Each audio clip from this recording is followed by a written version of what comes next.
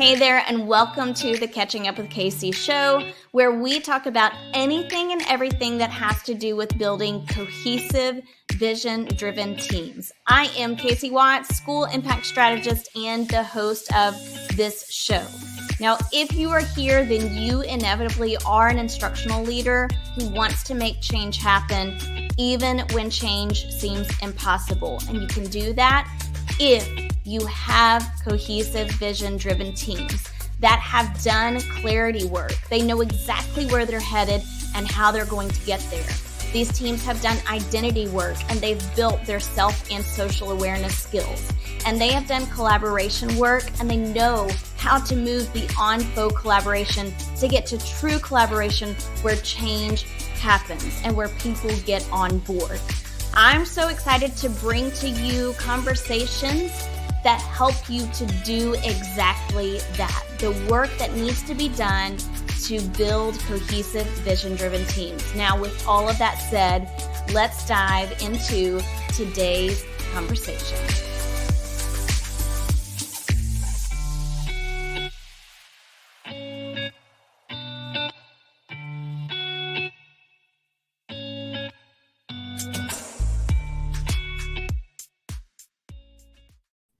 Hey, everybody. Welcome to another conversation on the Catching Up with Casey show.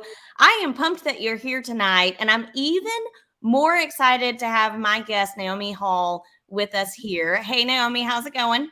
Good. Thank you for having me. Yes, absolutely. So, guys, you're going to notice in this episode, unlike any other episode, I have come to you in like my workout clothes and my hat because two reasons. I wanted to. So that's a good enough reason in and of itself, but also for the sake of authenticity and for the sake of self-care, because really this episode is all about stress and stress management and how to handle stress, but specifically in regards to teams. So in a moment, we're going to dig into this conversation where we're thinking about how to support teams that are experiencing stress. But first, Naomi, I want you to take a moment and tell our guest a little bit about yourself. Sure. So I am from New Hampshire, and I'm the owner of the Recovering Educator. So I'm a stress management and habit formation coach. And I come with 18 years of educational experience, and I think I'm on year 20, I think. So something like that. We stopped counting after a while, right? Yeah, like it just all kind of blurs at some point. I've been in the classroom, I've been a department head, an assistant principal, an interim, you name it. I'm pretty sure I wore 5 hats in 3 weeks at one point. Oh my gosh. So yeah, everyone was like, so what's your job today? I've been a curriculum coordinator. I've worked in public school, private schools.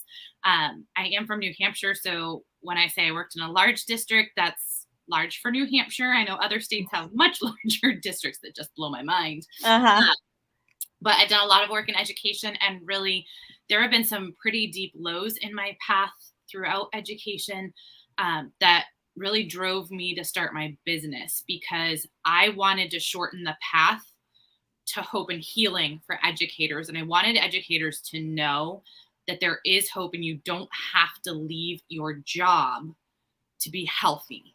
Yeah. I struggled to find those resources and had to dig and pay and all of this myself. And I wanted to shorten that path for others. So that's really what this business is born out of. Yeah, man, I love that so much. And what makes it so much more valuable is that you've lived it and you've experienced it. Mm-hmm. And I think so many people experiencing, I mean, we're seeing right now more and more people experiencing that stress and leaving the profession because of the stress, because they don't know how to manage it.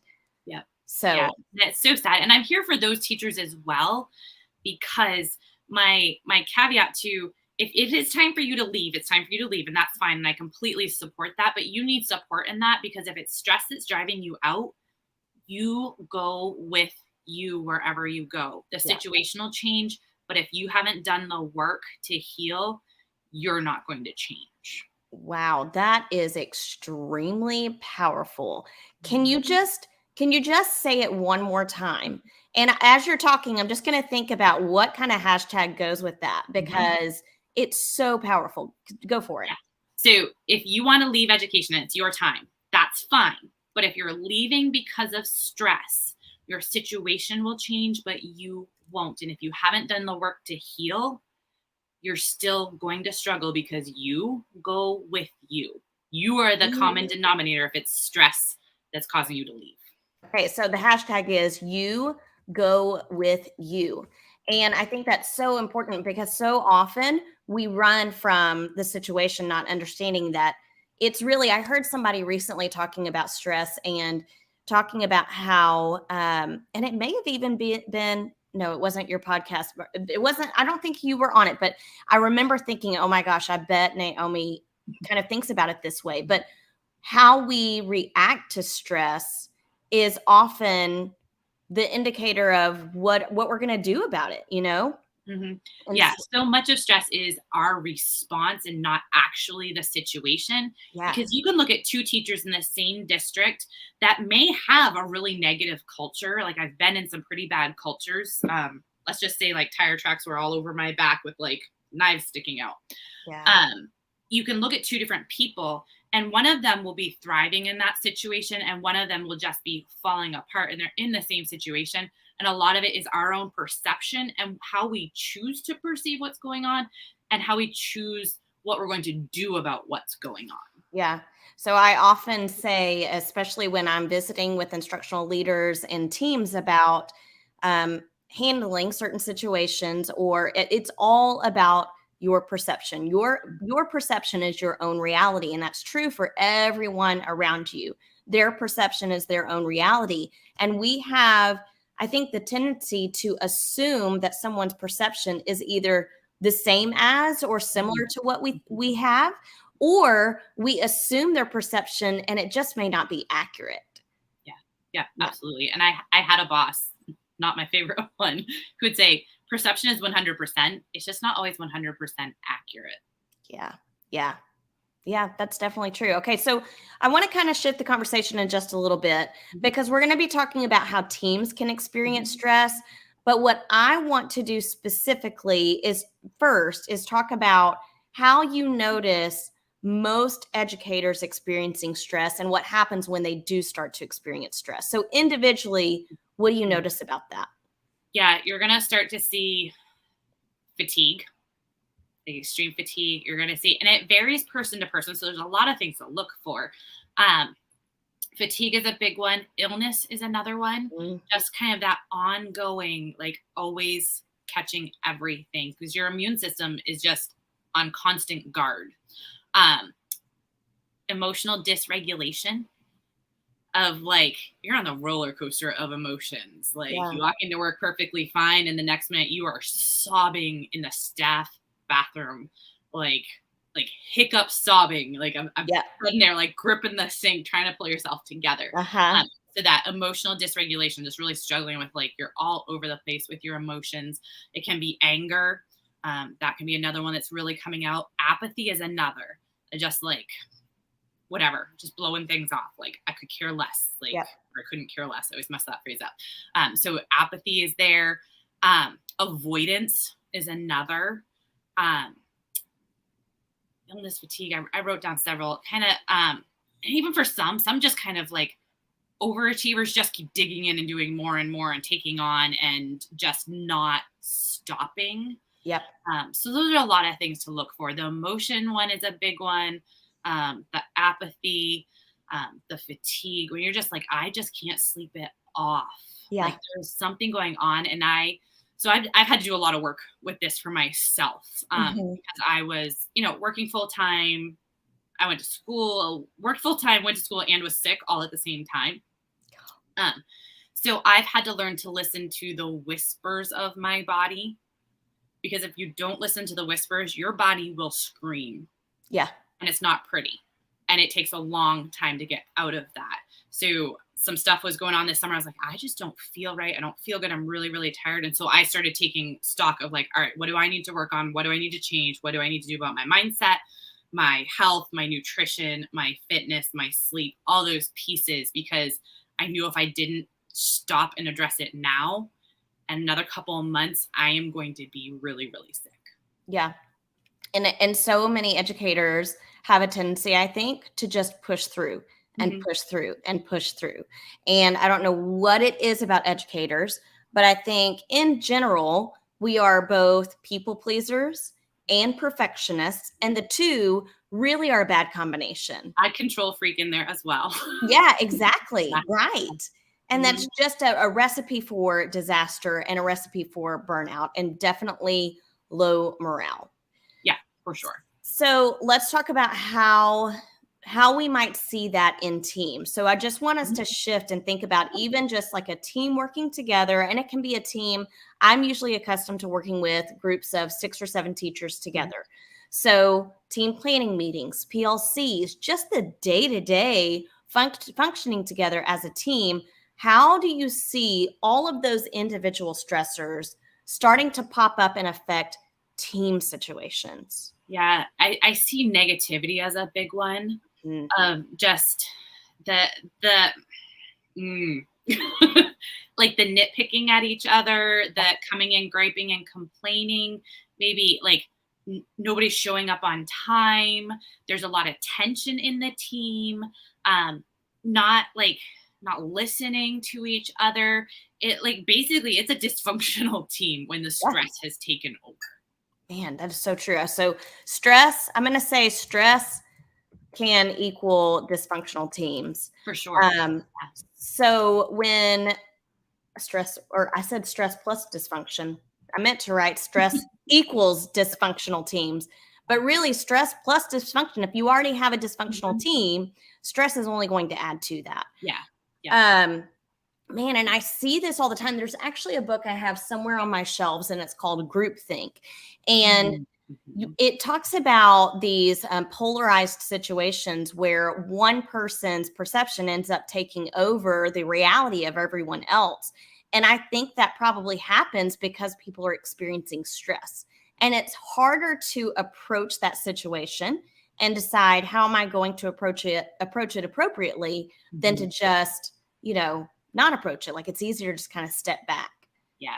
And let your stress overtake you. I think like I was thinking about this the other day and I was like, we always have like every school, every district, every team has the negative Nancy's that are like always seeing like the glass is half empty, the sky is falling, all intentions are bad.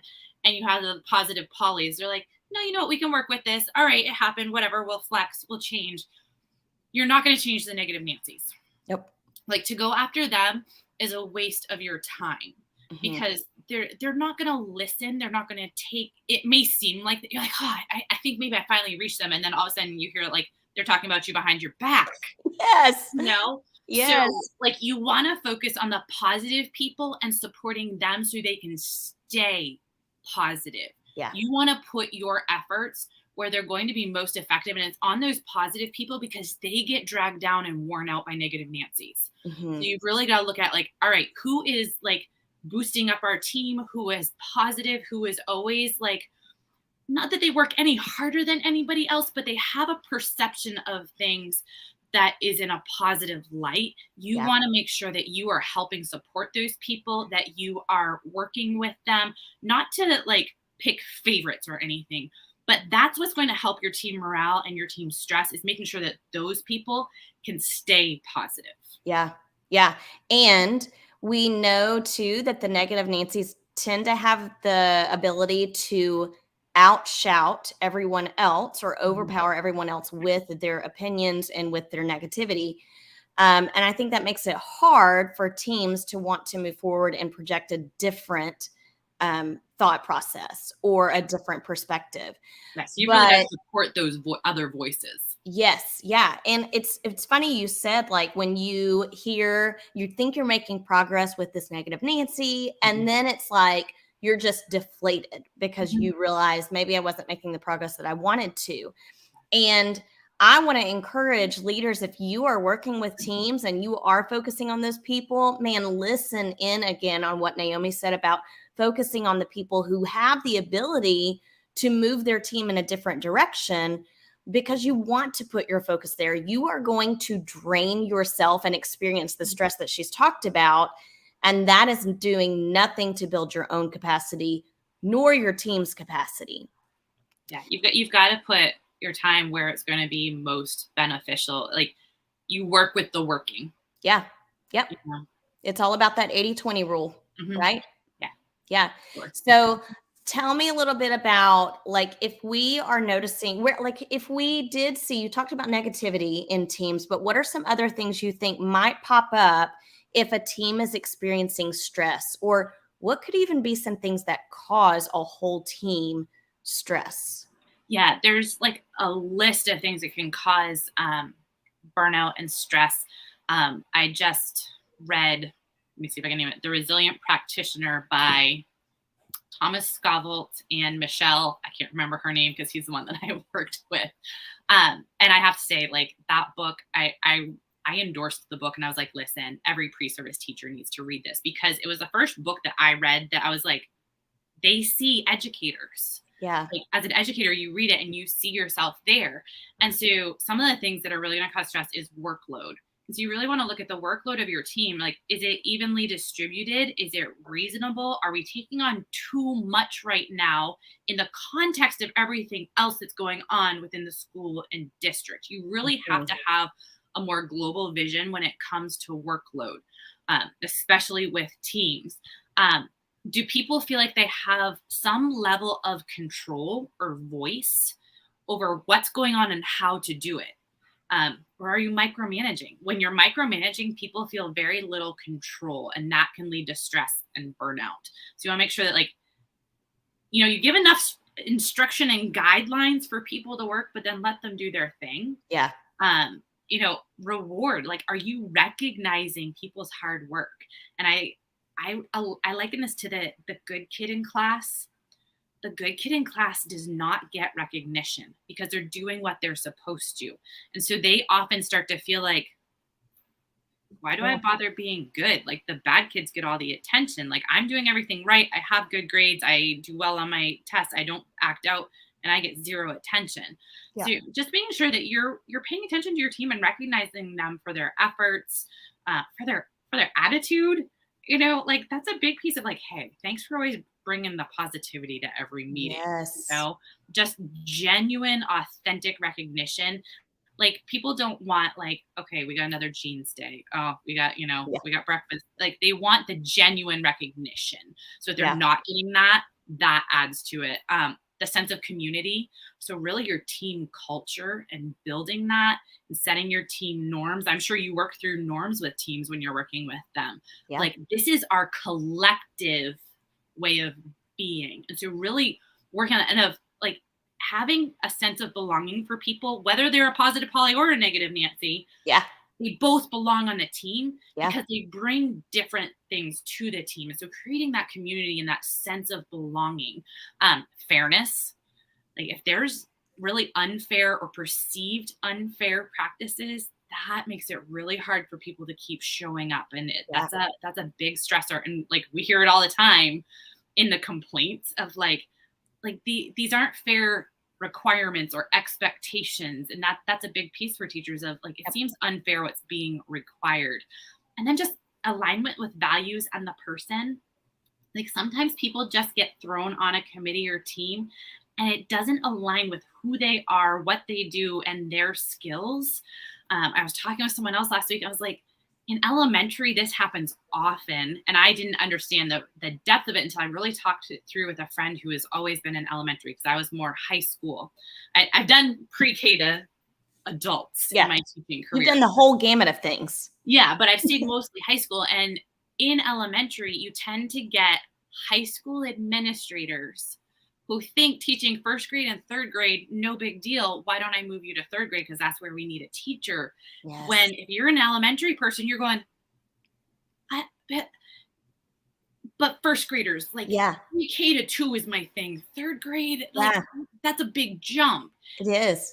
And so when you take and do that to someone, they've lost a sense of control. The job no longer aligns with them.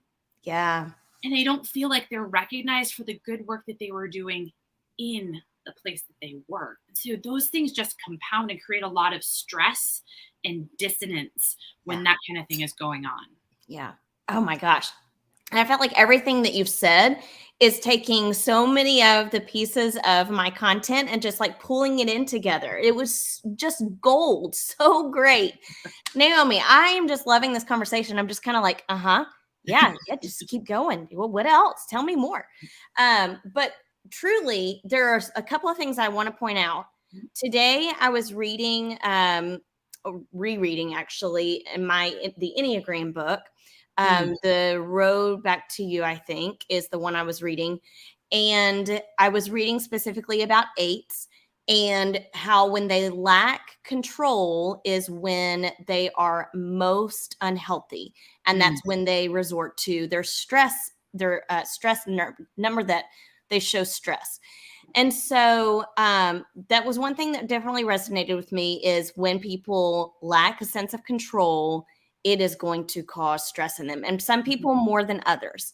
Yeah. But then the other thing that you were talking about is something that I hold so strongly to is this sense of belonging. People have to feel as though they belong to something that is bigger than themselves and that they are an essential piece of that something that's bigger than themselves. And I think when we get teams of people together, so often the work that's missing is the beginning work of building your team and launching your team in a way that they understand how each of them functions together. And so spending time allowing your team members to intentionally understand how they each function, what it is they contribute to a team, in what ways they can bring their working genius, and in what ways they experience and deal with stress is so important, because when they come to the team experiencing stress, I think it is truly contagious. And so I want you to tell a little bit about your thoughts on how stress can be contagious among team members. Do you believe that that's true? Oh, absolutely. And I think it's I mentioned it earlier. I think it mostly comes through that root of negativity, because when you're stressed, it becomes very, very hard to see the positive, to see the good, to assume good intentions from anybody. Everybody just kind of ends up in the same category. And so when you have one person who is down and negative and making little sniping comments and whatnot, it starts to drag the other ones down, because either they just get irritated by it, or just upset that nobody's doing anything about it. And so then they get pulled into it as well, and they're experiencing the stress. So yeah, it definitely like goes around. And I've been in some pretty negative cultures myself, and I had to be really careful about who I chose to be around. And that's one of my things, like one of my key things for stress management is you've got to ditch the negativity. One, that's the negativity in your own head. And two, that's the people. Two, that's the people. Three, that's your social media and other input. Yes. But the people that you surround yourself with, and that may come down to choosing a different seat in meetings. That may come down to eating lunch in your room by yourself, or eating your lunch in there and inviting someone in that you know you can count on as a positive influence. You really have to watch your surroundings when it comes to that, because negativity is so contagious. And the teacher's lounge is the worst place. Like, I did not eat lunch with teachers because I couldn't be in that conversation. I couldn't be in that place and still be healthy myself. Right. Yeah. So I kind of wonder, like, and really, I think about this two ways. I think about someone being a part of a team that's experiencing stress. Then I think about the leader who's trying to manage all of these different teams, right? Or facilitate each of these different teams. But from a person who's part of a team that is experiencing stress and there is negativity that's just boiling up and infecting everyone, do you have suggestions for some things they can put in their mind to equip themselves and be ready to say or respond with when a team member is kind of pushing into that negativity? Like, is there something they can just prepare themselves with?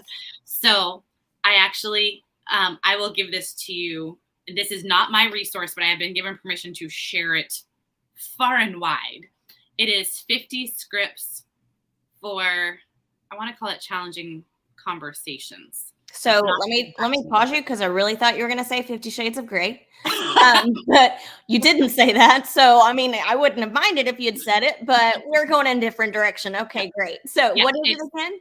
So it's 50 scripts for basically having challenging conversations. Okay, I love it. And that is an amazing, amazing tool. I'll give you the link to it. It's from Tammy Dunnett. I interviewed her for a summit that I'm doing. She's a communication coach. Okay. And so it's these scripts that you can go through and be like, so when you said this, or when you rolled your eyes, were you upset with me or were you upset with the situation? Help me understand. Yes. Oh, that's so good. Yeah, like that's the key one. That's her like bonus one, number 51. It's in every section of her thing, because it kind of diffuses a situation a little bit, and it doesn't accuse the other person. It's just help me understand, like help me out. I'm not sure what you meant. And so it's a lot of scripts like that you can literally write them down, practice them. And she even recommends going to the person like, hey, so I'm going to read that. Do you mind if I read this? Because I just want to make sure that I say it right. Can I read this to you? And again, they're going to be like, okay, yeah, sure, whatever. Yeah. You know, and so it's 50 of those that you can take into one-on-one interactions. You can take into meetings when, you know, someone's rolling their eyes, huffing, you know, you're like, you know, you look really upset right now. Are you upset with the team? Are you upset with the direction that we're heading? Just help us understand. Yeah. And those can be great within your team to really build that cohesiveness, because you're calling out the person who's being negative, but you're doing it in a way that supports them, supports you, and supports your team. Yeah, man. So that's fantastic, not just for the team member, that's fantastic for facilitators. So, and if you have set norms, it makes it a little easier to use some of those statements, because really we're holding our whole team accountable for the norms. I love that so much. And I think it's awkward for people to think about preparing yourself for that, or like, I love writing it out and saying, I want to read this, because if you are like me, sometimes I will think in my head, I'm going to say this, and this is how it's going to go down. And inevitably it never goes that way. Right. Like it just doesn't. But you said you were talking about just asking permission, and there is, and a lot of this goes back to perception too, but there's a book by Susan Scott called Fierce Conversations, and it's a fantastic read. But one of the things that she talks about is perception checking. And you're asking other people, can I get your permission to check my perception on this? Or, hey, I just want to run this by you. This is what I'm thinking, and I'm not sure that my narrative is accurate. Can you check my perception? So it kind of detaches you from your emotions and your inner thoughts that are sometimes not accurate. And you're just putting it out there as like this neutral, hey, this is kind of what I'm thinking. I'm giving you an option to negate that and share a different perspective.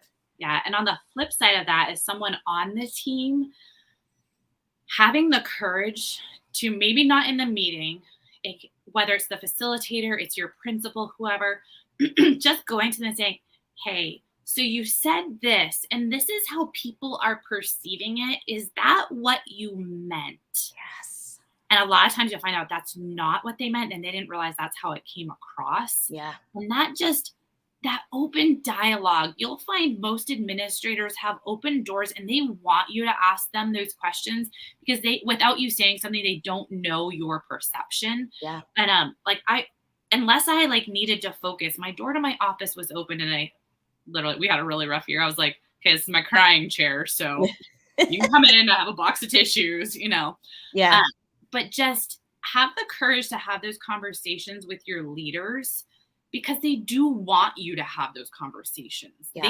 They want you to approach them so that they know, oh man, I did not mean that at all. Let me fix that. Let me reiterate. Let me clarify. Right. Because they want to be clear, but you don't always know. The words come out of your mouth, and half the time you're like, do you know you said such and such? And I'm like, I said what? Yeah. Did I say that? Didn't mean it. I'm like, I said tennis racket, not baseball bat. Yeah. Well, same difference to me. Right? Like, not what I meant. Yeah, that's so funny. So I was kind of thinking about what you were talking about earlier, that and building that sense of belonging. And when we go about conversations in the way that you're describing, we are increasing the ability for people to feel as though they belong. And guys, we have just talked about a couple of different things that I'm gonna drop in the show notes. So Naomi talked about the 50 scripts, right? I'm gonna drop that in the show notes with the link. And then I'm also going to drop the book that I mentioned, Fierce Conversations by Susan Scott. But I do have a perception checking guide that I will put in the notes as well. And it gives you just different ways that you can check your perception. So that is something that we're definitely going to have for you. Okay, we're coming to the end of our time together, but Naomi, is there anything else that we can add to this conversation to help either instructional leaders support teams who are experiencing stress, or to help people who are part of a team manage that?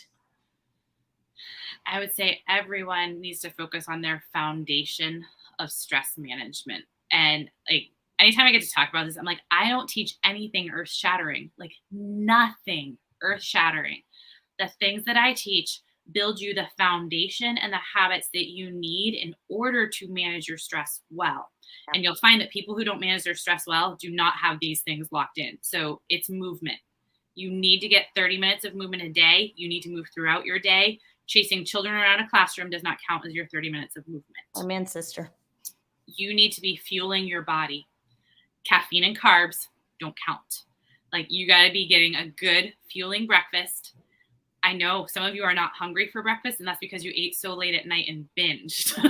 You need to eat breakfast. You need to get solid protein in there and some fiber-filled carbs first thing in the morning. I'm just like, let me just get out of the screen here. I'm like calling people out here. You've got to get sleep. Like, I probably should make sleep number one, because if you're not managing your sleep, like, none of the others matter. Like, you have to get sleep. And when you're saying I have too much to do to get sleep, you're not doing those things effectively. If you get the sleep, you'll be able to do them more effectively. You'll be able to be more productive, and you'll be able to have better focus. Yep. You need to drink water. Prehydrate. I know bathroom is hard when you're teaching, but you'll figure it out and your body does adjust. You've got to drink water. Headaches, brain fog. A lot of that comes from not drinking enough water and being dehydrated. You're like, yeah, I get by on 1 cup of water a day. I'm like, you're perpetually dehydrated. Right. Like, no. And then you got to work on your mindset. Really, the mental game is huge. The negativity in your own mind, the negativity that you're allowing into your mind through what you see, read, listen to, watch, and the people you surround yourself with. If you get those things solid, and I know a lot of people, like, if one more person tells me to, like, eat fruit and drink water, I'm going to smack them. I'm like, yeah, it's not doing it. It's true. You know, and doing it once Yeah. isn't going to do it. You've got to make a habit out of it. So that's why I'm a stress management and habit formation coach, because we've got to start small and we've got to make these into habits. Yeah, I love that so much. And if you are a leader, if you are an instructional leader, it is so important for you to do all of those things, because you are modeling for these teams of people. And so it's imperative that you understand how to manage your stress. One of the things I put in the comment is, you are the only person you can control. And that is fact. And you have to get to a point where you are super self-aware so that you can be socially aware and be able to engage with people in the best way possible that builds their capacity and yours as well. Yeah. So, is there anything else you want to leave us with here today, Naomi? A last final word. I just want to reiterate what you said about, like, the facilitators, the leaders, the administrators. It has to start with you, and you have to encourage your staff to be doing these things. And there's 2 things I really highly encourage from leaders and administrators, facilitators, all of you, is that, 1, you take care of yourself and you have healthy boundaries. You encourage that in your staff. That includes encouraging a 24-hour rule on emails and messages of, I will respond to you within 24 hours, and I expect the same out of my staff. Unless I say otherwise, you have 24 hours to respond to me. So I encourage that as a district institutional rule. And then at the end of the day, and especially on Fridays, you walk those halls right after dismissal and be like, really on Fridays, right after dismissal on Fridays. You might wait a little bit longer on the other days. You walk the halls and you poke your head and you say, hey, hope you're out of here soon. Have a great weekend. Hope you're not here when I come back. I love it. That's awesome. Okay, Naomi, this has been so, like, I just love this conversation so much. I think this is one of those conversations where I'm going to leave feeling like well rested, or my mindset will have changed, like, because we're taking time to talk to other people about it. And I'm like, yeah, I need to do all of those things. And I'm just ready to start the week fresh with teams. So I appreciate that so much. And I know that our audience will appreciate that. Tell everyone where they can find you after this. Yeah. So I am on both Instagram and Facebook as the Recovering Educator. So if you just look for the Recovering Educator, you will see me pretty much like this because I show up as I am. So usually when I'm on my stories, it's right after I've worked out. So I'm like sweaty and my hair's a mess. And that's like, awesome. This is life. This is it, folks. Yep. So you can find me on social. And then my website is www.therecoveringeducator.com. And you can find my resources there. Okay. So I'm going to put that in the comments. And then, guys, remember, check the show notes because you're going to see all of Naomi's information there so you can find her. And I highly encourage you to reach out to Naomi or at least follow her on social media. You guys know where to find me because you're right here in this live. And next week, I want you to come back because I have another guest. And I hope if you are on YouTube, definitely subscribe because I've got a lot coming. You're not going to want to miss out. Okay, Naomi, thank you for joining me today. It's been a blast. All right. Bye, guys. Hey, guys, I want to give a huge shout out to you for tuning into today's Change Catalyst conversation. I would love for you to do me two solid favors. Number one, if you have enjoyed this or any other Change Catalyst conversation, do me a favor and hit subscribe. I've got a lot of great content and guests coming up, and I don't want you to miss any of it. Number two, if you are thinking of a friend or colleague who could benefit from this show, share it with them. The only way to make change happen is through a multiplier effect. And you can be a multiplier by sharing this show. Until next time, I want you to go off and do the great things that Change Catalysts do.